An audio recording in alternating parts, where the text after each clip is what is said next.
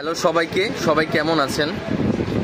এই বিষয়টা নিয়ে আমি কথা বলতে ইচ্ছুক ছিলাম না, তারপরও আমি এই বিষয়টা নিয়ে কথা বলতে চাচ্ছি। বাংলাদেশ জাতীয় ক্রিকেট টিম নিয়ে ওদের কেন বারবার এত সুযোগ দেওয়া হয়? নাজমুল হোসেন শান্ত ওরা নেয় নেই আজকে, আমি অনেক খুশি হয়েছি মন থেকে, তারপর আমি খুশি হইতে পারি নাই।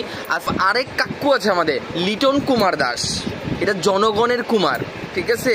ওই যে পচা চাল কুমড়া আছে না, ওই পচা চাল কুমড়ার মতো এত সুযোগ দেয়। মানে ম্যানেজমেন্টের মানে মাইয়ারে বিয়ে করছে, এটা 100% আমি, ঠিক আছে? প্রত্যেকেই ম্যানেজমেন্টের মেয়েরে বিয়ে করছে, নাহলে একটা প্লেয়ার এতবার চান্স পেতে পারে না।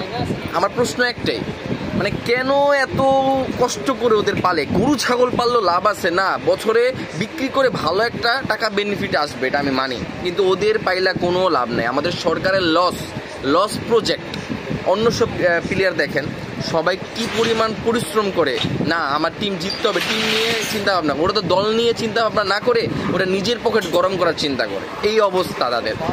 আমাদের বাংলাদেশ টিমে যেই কটা লট আছে ওদের গুলিস্তান নিয়ে যান, হকারি করান, এইটা ওদের জন্য ভালো হবে। কিন্তু ওদের এই সব খেলাধুলা কইরা শুধু সময় নষ্ট করার, সরকারের টাকা নষ্ট করার কোনো দরকার নেই। ওদের হকারি করাও গুলিস্তানে, না যে কোনো লেবারগিরি করাও ওদের জন্য এটা পারফেক্ট, এটাই প্রযোজ্য, আমি যেটা মনে করি। এখন আমি আমার ছোট ভাইয়ের রিভিউ নিব, ও কি বলতে চায় বাংলাদেশ জাতীয় টিম ক্রিকেট টিম নিয়ে। ভাইয়া, তো তুমি এখন কি বলতে চাও? তুমি এখানে নির্দ্বিধায় বলবা, ঠিক আছে? এখানে কোনো কারচুপি হবে না। এই দেখেন আমরা খেলা দেখতেছি, আমরা হলে সবচেয়ে বড় বেহাইয়া যে আমরা খেলা দেখি। অবশ্যই আমরা বেহাইয়া না হইলে বাংলাদেশের খেলা আমরা কখনো দেখতাম না। আচ্ছা ভাইয়া বলো তুমি এখন। আমার বলার মতো ওদের নিয়ে কোনো রুচিবোধ নাই, তারপরে বলতে হয় হ্যাঁ ওদের তো একটা নির্দিষ্ট একটা বেতন আছে, অবশ্যই আছে নির্দিষ্ট বেতন, ভালো টাকা স্যালারি পায় ওরা।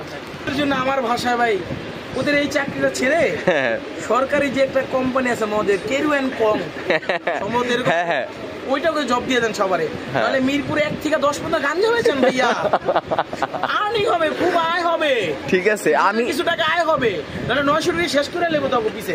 এই যে দেখেন আমরা বাংলাদেশ ওদের যোগ্যতা কখনোই প্রুভ করতে পারতেছে না।